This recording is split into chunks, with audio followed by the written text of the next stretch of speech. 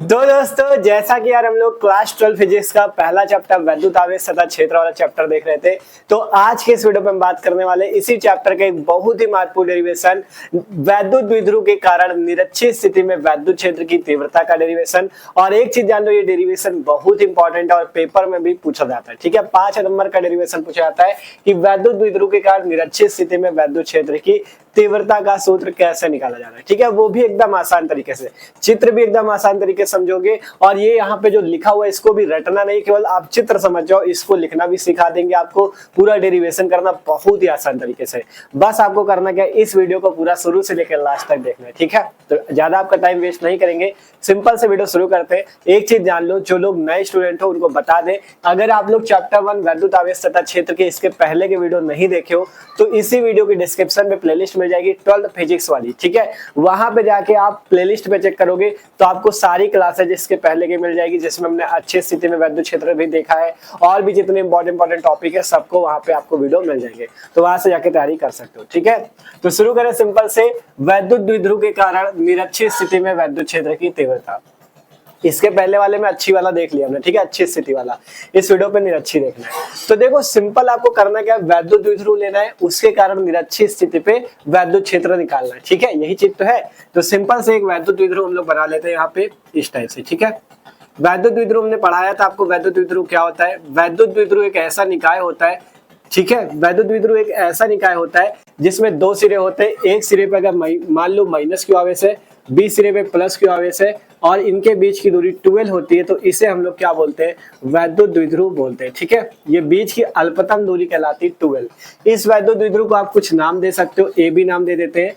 ठीक है, हमारे पास क्या है, एक वैद्युत द्विध्रुव है ए बी। कौन सा वैद्युत द्विध्रुव है, ए बी वैद्युत द्विध्रुव है, जिसके ए सिरे पे माइनस क्यू का आवेश है, बी सिरे पे प्लस क्यू का आवेश है और वैद्युत द्विध्रुव की अल्पतम दूरी 12 है। ठीक है, समझना, यही चीज यहाँ पे लिखना पड़ेगा। ठीक है, क्या कहा, माना एक वैद्युत द्विध्रुव ए बी है जिसके ए सिरे पे माइनस क्यू, बी सिरे पे प्लस क्यू आवेश एक दूसरे से अल्प दूरी 12 पर स्थित है। अब यहाँ पे ये चीज ध्यान देना कि ये जो वैद्युत द्विध्रुव है ये के परावैद्युतांक के माध्यम में स्थित है। ठीक है, वैद्युत द्विध्रुव जो है के परावैद्युतांक के माध्यम में स्थित है, ये बात याद रखना। ठीक है, अब यहां से देखो, अब आपको करना क्या, अभी आवेश यहाँ पे लिख लेंगे। ठीक है, चित्र कंप्लीट होने के बाद यहाँ पे लिख लो, माइनस क्यू है इधर, इधर प्लस क्यू है। ठीक है, अब क्या करते हैं, आपको वैद्युत द्विध्रुव के निरक्ष पे वैद्युत क्षेत्र निकालना है। तो निरक्ष क्या होता है, देखो जब भी अक्ष पे कहे, पहले आपको करना क्या, अक्ष कहे या निरक्ष कहे, आपको इस वैद्युत द्विध्रुव का एक मध्य बिंदु ले लेना है। ठीक है, इस वैद्युत द्विध्रुव का एक मध्य बिंदु ले लेते हैं, इस पॉइंट को नाम दे देते हैं, कौन सा पॉइंट, ओ पॉइंट। ठीक है,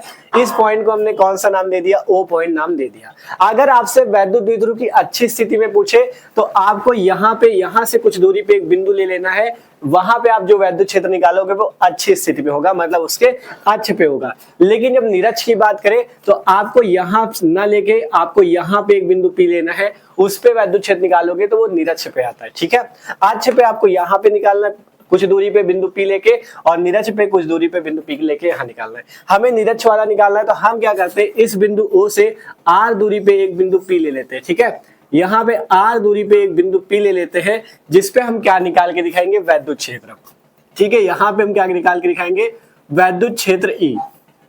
यहाँ पे हम क्या निकाल के दिखाएंगे, वैद्युत क्षेत्र ई। सिंपल सा है, कुछ नहीं है, एक वैद्युत द्विध्रुव था, वैद्युत द्विध्रुव का मध्य बिंदु मतलब उसका बीच वाला बिंदु हमने एक क्या लिया, ओ बिंदु लिया, और उससे यहाँ पे कितनी दूरी मान लेते हैं, इस दूरी को मान लेते हैं आर। ओ से आर दूरी पे एक बिंदु पी है। ठीक है, ओ से आर दूरी पे एक बिंदु पी है, ये याद रखना। कितनी दूरी है इसकी, ओ से आर दूरी पे एक बिंदु पी है, जिसपे हमें क्या निकालना है, वैद्युत क्षेत्र ई का मान निकालना है। बस ये सिंपल सा है। ठीक है, यहाँ पे देख सकते हो वही चीजें लिखी गई है कि माना एक वैद्युत द्विध्रुव ए बी जो कि के परावैद्युतांक के माध्यम में स्थित है, वैद्युत द्विध्रुव के ए सिरे पे माइनस क्यू आवेश तथा बी सिरे पे प्लस क्यू आवेश एक दूसरे से अल्प दूरी 12 पर स्थित है। माना वैद्युत द्विध्रुव का एक मध्य बिंदु ओ है तथा ओ से आर मीटर दूरी पे एक बिंदु पी निरक्ष पे स्थित है। ध्यान समझना, वैद्युत द्विध्रुव का मध्य बिंदु ओ है तथा ओ से आर मीटर दूरी पे एक बिंदु पी जो है वो कहाँ स्थित है, निरक्ष पे स्थित है, जिस पर वैद्युत क्षेत्र की तीव्रता ज्ञात करनी है, जिसपे वैद्युत क्षेत्र की तीव्रता ई का मान ज्ञात करना है। बस सिंपल सा ये चित्र बनता है इस टाइप से, और इसकी आपको थ्योरी यहाँ पे लिख देनी है, बना बना के लिखना, कुछ भी रटना नहीं है, जो चित्र में बनाया वही चीज लिख देते हैं। ठीक है, अब क्या करते हैं, हमें यहाँ पे अगर बिंदु पी पे वैद्युत क्षेत्र निकालना है तो जैसे हमने अच्छी स्थिति पे निकाला था वैसे ही निरक्षी पे निकालेंगे। इस बिंदु पी पे कैसे निकाल पाओगे आप, ठीक है। अगर इस पे आपको निकालना है तो सबसे पहले हमारे पास दो आवेश है, माइनस क्यू और प्लस क्यू। ठीक है, दो आवेश है माइनस क्यू और प्लस क्यू। तो सबसे पहले हम क्या करेंगे, यहाँ पे अगर मान लो अगर हम प्लस क्यू के कारण यहाँ पे वैद्युत क्षेत्र निकाल ले इस टाइप से, प्लस क्यू आवेश के कारण। ठीक है, इसको थोड़ा सा सही सीधी लाइन बना लेना इस टाइप से। ठीक है,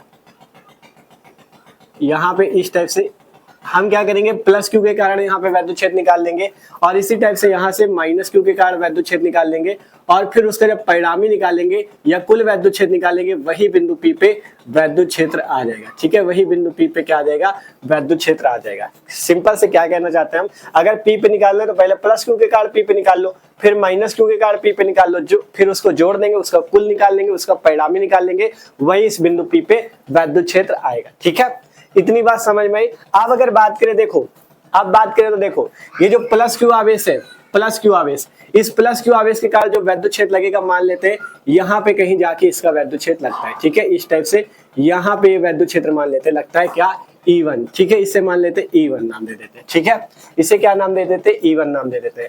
अब यहाँ माइनस क्यू के कारण जो लगेगा वो कहाँ पे लगेगा, इस टाइप से यहाँ पे कहीं लगना चाहिए E2, यहाँ पे कहीं E2 लगना चाहिए, लेकिन क्षेत्र इस साइड निकालना है और ये बाहर जा रहा है, तो इसे हम इस साइड ना लेके हम E2 को कहाँ पे लेंगे, E2 को हम यहाँ पे लेंगे। ठीक है, E2 को हम कहाँ पे लेंगे, यहाँ पे लेंगे। ठीक है, E2 को हम कहाँ पे लेंगे, यहाँ पे ले लेंगे। ठीक है, यहाँ आगे ना लेके हम क्या करेंगे, इसे यहाँ पे पीछे ले लेंगे E2 को, ये चीज याद रखना। ठीक है, ये E2 वैद्युत क्षेत्र किसके कारण लग रहा है, माइनस क्यू के कारण, और प्लस क्यू के कारण ये E1 लग रहा है। ठीक है, इतनी बात समझ में आई।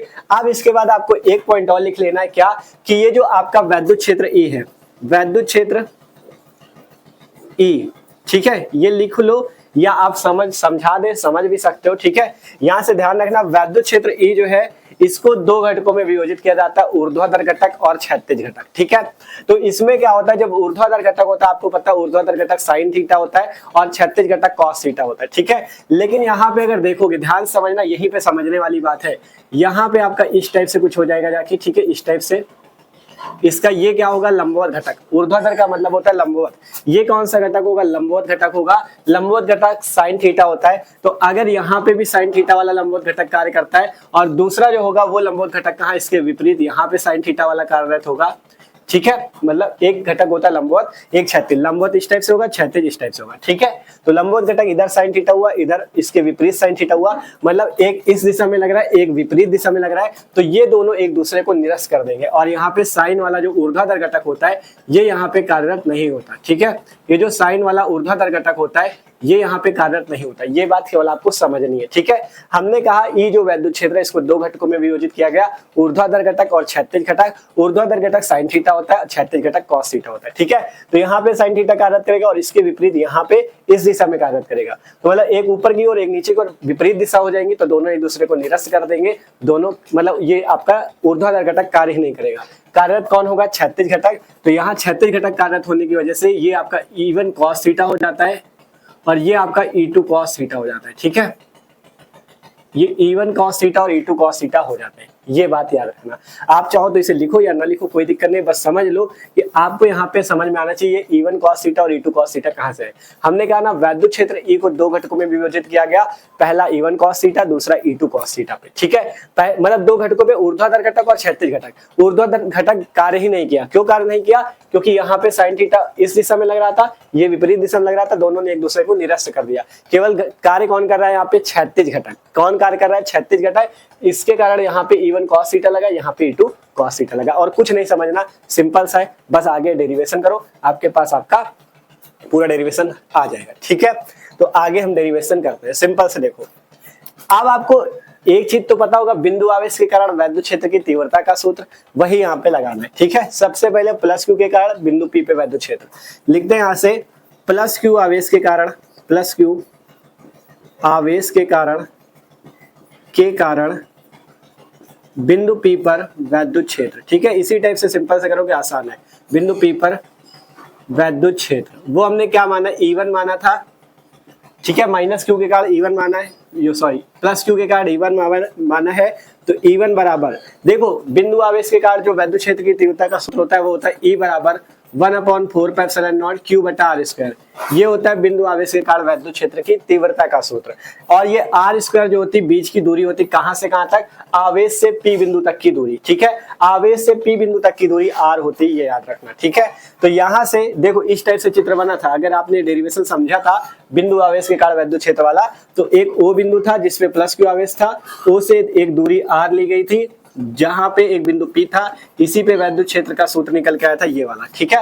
याद है ना सबको, तो यही सूत्र यहाँ पे निकल के आया, यही यहाँ पे लगाना है। तो प्लस क्यू आवेश के कारण बिंदु P पे वैद्युत क्षेत्र क्या आएगा, E1 बराबर, सूत्र तो सेम लगेगा 1/4πε0 और K परावैद्युतांक में स्थित था इसलिए K लगा लो, ठीक है। और आवेश Q, तो यहाँ पे आवेश Q होगा कब, जब यहाँ पे Q आवेश होगा, लेकिन अगर यहाँ पे प्लस Q है तो प्लस का Q आपको लिखना है, ठीक है। प्लस का Q आपने लिख लिया। अपॉन में क्या होती है, दूरी, दूरी कहां से, जहां पे आवेश स्थित है वहां से P बिंदु तक की दूरी।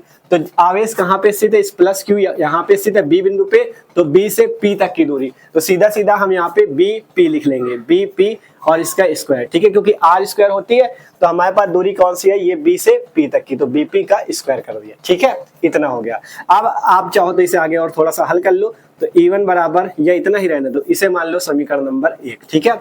इसे क्या किया, समीकरण 1 मान लिया, Q बटा आर स्क्वायर, आर की जगह आवेश से P तक की दूरी BP स्क्वायर, ठीक है।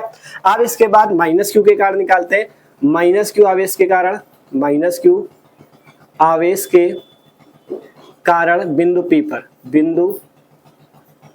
पर वैद्युत क्षेत्र, ठीक है। बिंदु P पर वैद्युत क्षेत्र निकाल लेते हैं, तो वो क्या आएगा, E2 बराबर क्या हो जाएगा, सेम सूत्र लगेगा 1/4πε0 के, आवेश इस बार माइनस Q है तो माइनस का Q रख लेना, और अपॉन में दूरी कहां से, आवेश से P बिंदु तक, आवेश कहां पे स्थित है माइनस Q A बिंदु पे, तो A से P तक की दूरी, तो यहाँ पे AP का स्क्वायर हो जाएगा, ठीक है। AP का स्क्वायर, इसे मान लेंगे समीकरण नंबर 2, ठीक है, इसे मान लेंगे समीकरण नंबर 2। अब क्या करते हैं आगे समझना, अब क्या करते हैं, अब निकालते हैं परिणामी वैद्युत क्षेत्र। हमने कहा था ना पहले प्लस Q के कारण निकाल लो, फिर माइनस Q के कारण निकाल लो, E1 E2 निकल आए। अब क्या करो, परिणामी वैद्युत क्षेत्र का सूत्र लगा दो। तो देखो यहाँ से लिखते हैं परिणामी वैद्युत क्षेत्र, परिणामी वैद्युत क्षेत्र, परिणामी वैद्युत क्षेत्र, परिणामी वैद्युत क्षेत्र क्या आ जाएगा, परिणामी वैद्युत क्षेत्र आएगा E बराबर हो जाएगा E1 cos theta plus E2 cos theta. हमने कहा था ना ये आपका कौन सा घटक कार्य करेगा, क्षैतिज घटक। कौन सा घटक कार्य करेगा, क्षैतिज घटक, क्योंकि ऊर्ध्वाधर घटक कार्य ही नहीं किया, आपस में निरस्त हो गए थे। तो जब क्षैतिज घटक कार्य किया तो E बराबर परिणामी वैद्युत क्षेत्र E1 cos theta plus E2 cos theta, ठीक है, ये याद रखना। तो E बराबर E1 ये है, E2 ये है, तो दोनों को नोट कर देते हैं। E1 क्या है आपका, E बराबर E1 है 1/4πε0 के, 4πε0 के P बटा में, सॉरी Q बटा में BP स्क्वायर, प्लस का Q बटा में BP स्क्वायर, Q बटे में BP स्क्वायर,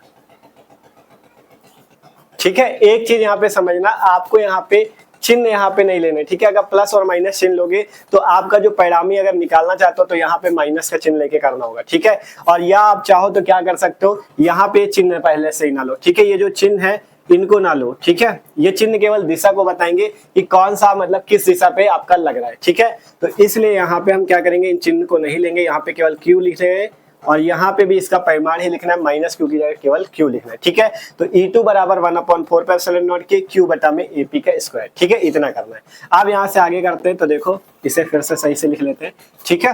तो E बराबर कितना आ जाएगा, E बराबर आ जाएगा E1, ठीक है। E1 की वैल्यू यहाँ पे रखनी पड़ेगी, क्योंकि E बराबर E1 cos theta plus E2 cos theta है, तो E1 कितना 1/4πε0 के, 1/4πε0 के, और यहाँ पे Q अपॉन में BP का स्क्वायर, ठीक है, Q अपॉन में BP स्क्वायर प्लस E2 कितना है, E2 देख लो, E2 हमारे पास है 1/4πε0 के Q अपॉन AP स्क्वायर, तो यहाँ से हमारे पास है 1/4πε0 के Q अपॉन में AP का स्क्वायर, ठीक है, इतनी वैल्यू है हमारे पास। और cos थीटा को भूल ना जाना, cos थीटा यहाँ पे भी है, ठीक है, यहाँ पे भी cos थीटा था, यहाँ पे भी cos थीटा है, ठीक है। सिंपल देखो, E बराबर E1 cos theta plus E2 cos theta, तो E1 की जगह क्या है, ये वाली वैल्यू, आगे cos थीटा लगा लो, प्लस E2 की जगह क्या है, ये वाली वैल्यू, आगे cos थीटा लगा लो, ठीक है, इतना हो गया।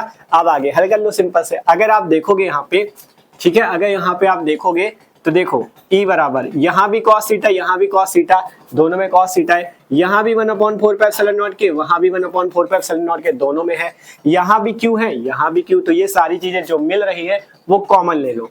तो यहाँ से कॉमन क्या आ जाएगा 1/4πε0 के, ठीक है, और यहाँ पे Q यहाँ भी ना, और cos थीटा, इतनी चीज कॉमन आ जाएगी।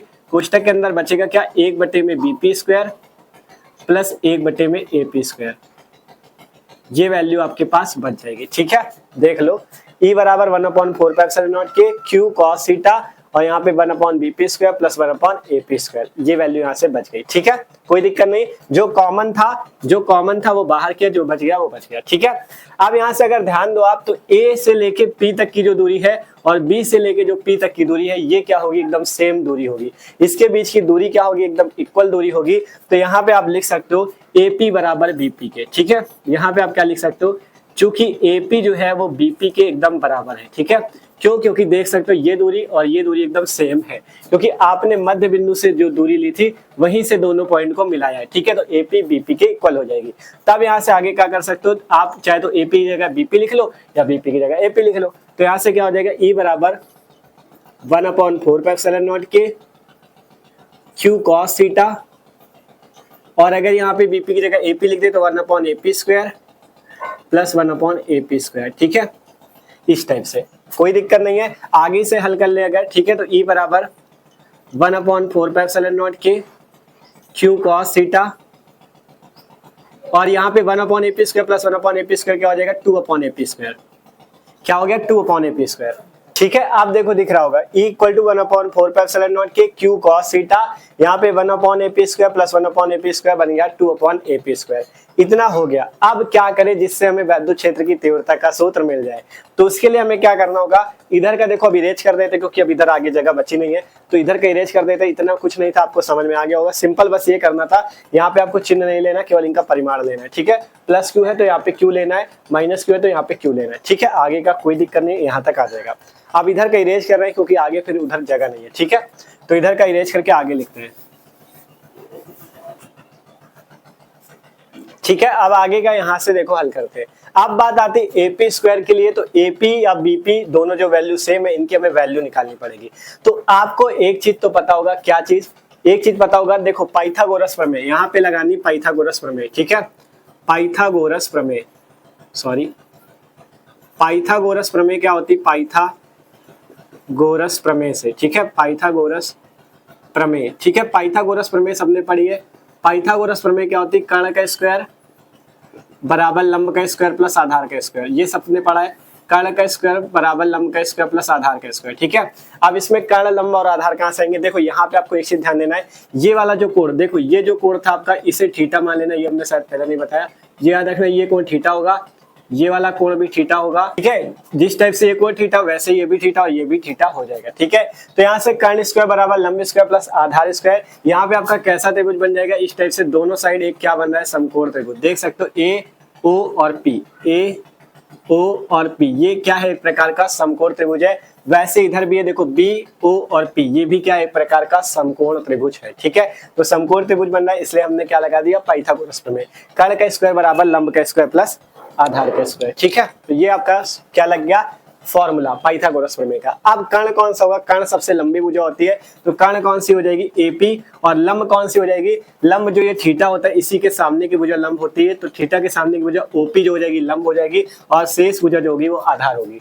तो यहाँ से कर्ण कौन सा हो जाएगा, कर्ण हो जाएगा AP, तो AP² बराबर लंब, लंब कौन सा हो जाएगा, इसी कोण थीटा के सामने की भुजा O से लेके P तक की, मतलब OP² प्लस आधार कौन सा हो जाएगा, ये A से लेके O तक की AO² या OA²। ठीक है, इस टाइप से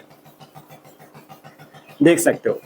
कर्ण क्या हो गया, दोनों साइड यही है, उधर लगाओगे तो ये आपका AP की जगह BP हो जाएगा, OP की जगह OP रहेगा, AO की जगह AO रहेगा। ठीक है, तो सिंपल सा ये लगा, AP² बराबर OP² प्लस AO², सबकी वैल्यू रख दो। AP तो हमें निकालना ही है, तो AP² बराबर OP² कहाँ है, देखो O से लेके P तक की, ये रही R दूरी। ठीक है, O से लेके P तक की दूरी देख लो, R दूरी, तो R² प्लस ए ओ। अब बात आती है ए ओ की दूरी कितनी है। ए से लेके ओ तक की दूरी हमें नहीं पता, तो आपको एक चीज तो पता है कि वैद्युत द्विध्रुव की पूरी लंबाई कितनी थी 2l। अब आपने मध्य बिंदु ओ लिया तो इतनी और इतनी दूरी कितनी बची, l और l बच जाएगी।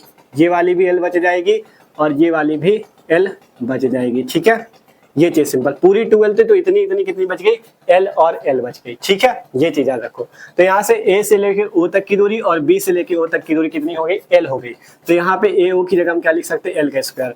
तो AP का स्क्वायर बराबर r square plus l square. ठीक है, तो यहाँ से हमें AP की वैल्यू कितनी मिल गई, r square plus l square. इसे कोई समीकरण चाहो तो मान लेना, समीकरण एक चलो दो तो पहला और दूसरा तक तो मान चुके थे, इसे 3 मान लो। ठीक है, समीकरण 3। अब लिखते हैं आगे समीकरण 3 से। ठीक है, समीकरण 3 में एपी का मान रखने पे, ये लिख लो समीकरण 3 में एपी का मान रखने पे। ठीक है, समीकरण 3 में एपी का क्या कर देते, मान रख देते, एपी का मान रखने पर। ठीक है, समीकरण ये जो 3 आया है इसमें हम लोग क्या कर देते, एपी की वैल्यू, ये जो एपी है इसकी वैल्यू रख दो। ठीक है, एपी स्क्वायर की वैल्यू सीधा रखो, क्योंकि एपी स्क्वायर का मान निकाला ना, यहाँ भी एपी स्क्वायर, तो इसी की वैल्यू रखते हैं। ठीक है, तो यहां से क्या हो जाएगा, E बराबर 1/4πε0 के और आगे Q cos थीटा इंटू 2 बटे में AP स्क्वायर। AP की वैल्यू क्या है, R square plus L square. AP की वैल्यू है R square plus L square. ठीक है, ये वैल्यू आ गई। यहीं पे एक काम और कर लेते हैं, cos थीटा की भी वैल्यू निकाल लेते हैं। देखो पहले इतने तक कोई दिक्कत नहीं ना किसी को। 1/4πε0 के Q cos theta into 2/AP square. AP की जगह R square plus L square, यहीं से cos थीटा निकाल लेते हैं। देखो ऊपर ही cos थीटा भी निकाल लो। cos थीटा बराबर, जब ये निकाल लेना पाइथागोरस प्रमेय से तो cos थीटा भी निकाल लेना। cos थीटा का सूत्र सबको पता होगा, आधार बटा कर्ण। sin थीटा लंब बटा कर्ण, cos थीटा आधार बटा कर्ण। ठीक है, तो आधार क्या होगा, अभी हमने बताया थीटा के सामने की भुजा लंब, ये बड़ी वाली भुजा कर्ण और ये वाली आधार। तो आपका आधार क्या हो जाएगा, ये वाली भुजा ए से लेके ओ तक कितनी है, l। तो ए से लेके ओ तक l है, बटे में कर्ण क्या, सबसे लंबी भुजा, सबसे लंबी ए से लेके पी तक। ए से लेके पी तक आपने निकाली R square plus L square. ठीक है, लेकिन ये AP स्क्वायर आया है, ये क्या है, AP का स्क्वायर है। हमें चाहिए क्या, AP। तो AP कितनी हो जाएगी, √R square plus L square. ये याद रखना, कैसे हुआ समझाते हैं। ठीक है, ये AP स्क्वायर हमने इसलिए कर लिया क्योंकि AP स्क्वायर हमें यहाँ पे चाहिए था। लेकिन अगर AP की वैल्यू निकालते तो AP क्या आती है, यहाँ से देखो AP क्या आती है, यहाँ से AP जो आती, देखो जब इसका स्क्वायर हटेगा तो उधर क्या लग जाएगा, √। तो AP जो आती √R square plus L square आती। AP क्या आती, √R square plus L square आती। मतलब ये वाली दूरी √R square plus L square होती और ये वाली दूरी भी √R square plus L square होती। ठीक है, मतलब ये वाली भी √R square plus L square और ये वाली भी √R square plus L square होती। मतलब यही कर्ण होता √R square plus L square. Simple सा यार, cos थीटा आधार बटा कर्ण, आधार क्या है L और ये दूरी √R square plus L square. कैसा है, देखो हमने AP स्क्वायर यहाँ पे इसलिए रख लिया था क्योंकि हमें आसानी होती, AP स्क्वायर यहाँ था तो इसलिए हमने AP स्क्वायर क्या रख लिया, R square plus L square. आप निकालना AP, तो AP क्या हो गया, √R square plus L square. ठीक है, तो ये ही हमारी कर्ण की वैल्यू। तो cos थीटा क्या निकला, L बटा √R square plus L square. तो यहाँ से रख देते हैं इसकी वैल्यू cos थीटा की भी। ठीक है, तो E बराबर 1/4πε0 के into Q into cos theta. cos theta कहाँ है, ये रहा, L बटा में √R square plus L square into 2/में R square plus L square. Simple सा यहाँ पे L upon √R square plus L square into 2/में R square plus L square. अब इसे आगे हल करते हैं। तो E बराबर 1/4πε0 के, ठीक है, देखो 1/4πε0 के, ये रहा Q, ये रहा L और 2 का गुणा 2L। ठीक है, L और 2 का गुणा किया 2L बन गया अपॉन में। यहाँ पे देखो ये जो √R square plus L square है, इसको आप एक चीज लिख सकते हो क्या, R square plus L square की पावर 1/2। पावर में क्या लिख सकते हो, 1/2। ध्यान देखो, ठीक है, देख लो ये जो आपका मतलब है √ में R square plus L square था, जब √ लगा लो आप, जैसे यहाँ पे AP स्क्वायर बराबर R square plus L square है। अगर आप यहाँ से स्क्वायर हटाते हो तो आप इसे ऐसे लिख सकते हो, R square plus L square, यहाँ पे 2 था, वहां पे जब उधर जाएगा तो 1/2 हो जाएगा। ऐसे कर लो या √ लगा लो, कोई दिक्कत नहीं। ठीक है, तो हमने यहाँ पे 1/2 क्यों रखा, क्योंकि इससे और इससे हमें आसानी हो जाएगी। ठीक है, देखो कैसे, कैसे आसानी होगी देखो समझना। यहाँ पे 1/2 पावर है, यहाँ पे क्या मान लेते हैं, यहाँ पे कुछ नहीं लिखा तो हम 1 मान लेते हैं, ठीक है, यहाँ पे कुछ नहीं लिखा तो हम 1 मान लेते हैं। अब गुणा में घातें जुड़ जाती हैं तो ये r² प्लस l² की पावर 1/2 और r² प्लस l² की पावर 1, तो ये हो जाएगा r² प्लस l² की पावर, जब आपका गुणा में होते हैं तो जुड़ जाती है, तो 1/2 प्लस 1, 1/2 प्लस 1 ये हो जाएगा, ठीक है। तब E बराबर, आप देखो आपको एक चीज और पता होगा, Q इंटू 12 जो होता है वैद्युत विध्रुव आघूर्ण के बराबर होता है, तो यहां से लिख देंगे चूंकि Q इंटू 12 बराबर P, ठीक है, Q इंटू 12 की जगह क्या लिख देंगे P, तो यहाँ से E बराबर कितना आ जाएगा 1/4 के, यहाँ से Q इंटू 12 की जगह P बटे में कितना आ जाएगा r² प्लस l² की पावर 1/2 प्लस 1 जोड़ोगे 3/2, ठीक है, 1/2 प्लस 1 जोड़ोगे 3/2, तो ये वैल्यू हमारे पास आई है, ठीक है। अभी थोड़ा सा 1-2 लाइन का स्टेप और बचा है, फिर हमारा पूरा सूत्र हमारे पास आ जाएगा।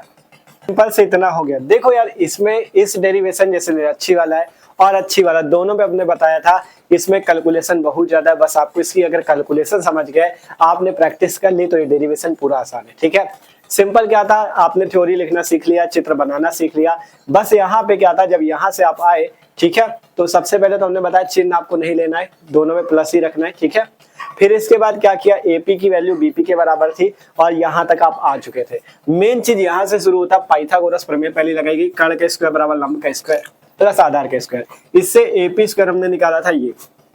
फिर जब AP निकला तो AP का जब स्क्वायर हटाओगे तो उधर अंडर रूट लगा लो या पावर में 1/2 लगा लो, कोई भी कर सकते हो, चाहे ये कर लो या ये कर लो। AP बराबर r² प्लस l² की पावर 1/2, इन दोनों में कुछ भी कर सकते हो, ठीक है। फिर cos थीटा की भी जरूरत हमें पड़ेगी, तो हमने ये भी निकाल लिया आधार बट्टा कर्ण से, l बट्टा में under root r² plus l², आधार ये था, कर्ण ये था, ठीक है, ये निकल गया। अब इसके बाद सिंपल सी जो ये समीकरण 3 था, इसमें सारी वैल्यू रख दो। AP² की वैल्यू ये है तो हमने डायरेक्ट उठा के रख दिया। फिर इसके बाद cos थीटा की वैल्यू ये है, ये हमने रख दिया। cos थीटा क्या आया, l बटा में अंडर रूट r² l² ना समझ में आ रहा हो तो ये वाली रख लो, r² प्लस l² की पावर 1/2, ठीक है, इसका मतलब यही है, ठीक है, कंफ्यूज ना हो।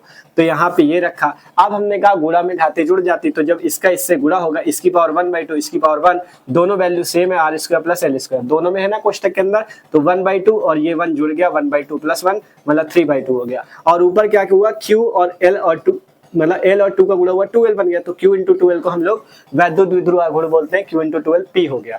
तो यहाँ से आया E बराबर 1/4 के P बटा में r² प्लस l² की पावर 3/2, ठीक है, इतने तक समझ में आया। अब आप लोग एक बार स्क्रीनशॉट कर लो, तो इधर का इधर छोड़ के आगे का कर देते हैं, ठीक है, तो स्क्रीनशॉट कर लो, ठीक है। अब इधर वाला देखो, इधर करते हैं, क्योंकि यार देखो हमने बताया ना डेरिवेशन बड़ा है, आपको समझना पड़ेगा। आप जब प्रैक्टिस कर लोगे ना 1-2 बार तो आपको अच्छे समझ में आएगा, और अगर कोई दिक्कत हो तो वीडियो को पीछे करके फिर से देख लेना, पूरा समझ में आ जाएगा, ठीक है। अब इसके बाद यहाँ पे देखो, यहाँ पे देखना, अब r² है और l² है, इसकी बात कर लेते हैं, इसके आगे लिखना, ठीक है, जो आपको बताने वाले वो लिखना। देखो r² और l² की बात कर लेते हैं। अगर बात करें l जो है ये छोटी सी दूरी है और r ये दूरी है, यहाँ पे बताओ L छोटा है कि R छोटा है।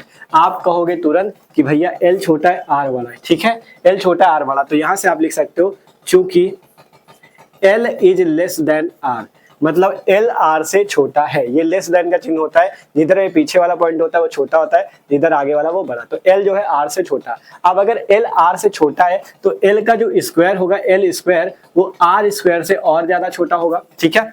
अगर L आपका दूरी जो है R से छोटी है तो L का जो स्क्वायर होगा वो R² से बहुत ही ज्यादा छोटा होगा, ठीक है, मतलब बहुत ज्यादा छोटा होगा। r² एक बहुत बड़ी दूरी होगी और l² एक बहुत छोटी दूरी होगी, तो बहुत छोटी दूरी होने की वजह से हम l² को नगण्य मान लेंगे, इसकी गिनती नहीं करेंगे, ठीक है। तो यहाँ से हम l² को क्या माना है, एक बहुत छोटी दूरी माना है, r² के सामने बहुत छोटी दूरी है l², तो इसलिए हम इसे नगण्य कर देंगे, इसकी वैल्यू को हम नहीं लिखेंगे। तो सिंपल हम यहाँ से क्या करेंगे, l² को छोड़ देंगे, बचेगा क्या, वही हम लिखेंगे।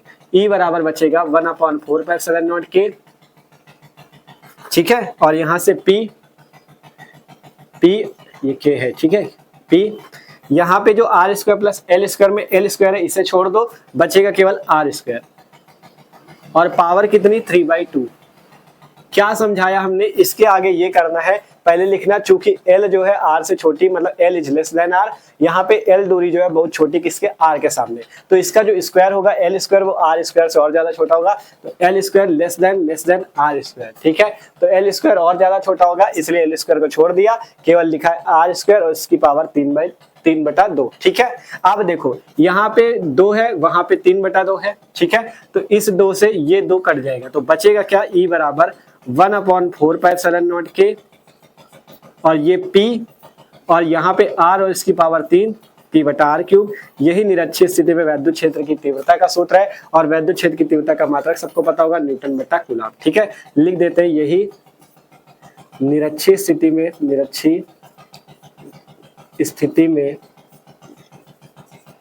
वैद्युत क्षेत्र की तीव्रता का सूत्र है, वैद्युत क्षेत्र की तीव्रता का सूत्र है। ठीक है, यही निरक्षीय स्थिति में वैद्युत क्षेत्र की तीव्रता का क्या है, सूत्र है। सिंपल सा आपके पास आपका आंसर आ चुका है, आपके डेरिवेशन से आपका फॉर्मूला आ चुका है। ठीक है, देखो हमने कहा ना, इसमें मेन चीज क्या है, कैलकुलेशन। जो मैथ वाले छात्र उनको तो फिर भी बहुत अच्छे समझ में आ गया होगा, लेकिन बायो वाले हो तो आपको भी टेंशन नहीं लेना, आपको 1-2 बार रफ कॉपी पे प्रैक्टिस कर लेना, वीडियो को फिर से देख लेना, आपको पूरा कैलकुलेशन समझ में आ जाएगी, आप आसानी से इसे कर पाओगे। ठीक है, तो आशा करते हैं ये डेरिवेशन सबको समझ में आया होगा। तो समझ में आया यार तो वीडियो को लाइक कर लेना, और जो लोग चैनल पे नए हो सब्सक्राइब कर लो, क्योंकि मस्त तरीके से तैयारी चलिए आपकी क्लास 12 फिजिक्स की भी और क्लास 12 केमिस्ट्री की भी। ठीक है, तो मिलते हैं अगले वीडियो पे, डिस्क्रिप्शन में प्लेलिस्ट जरूर चेक कर लेना, वहां पे आपको इसके पहले के सभी वीडियो मिल जाएंगे। ठीक है, तो मिलते हैं यार अगले वीडियो पे, और कमेंट करके जरूर बताना वीडियो कैसा लगा।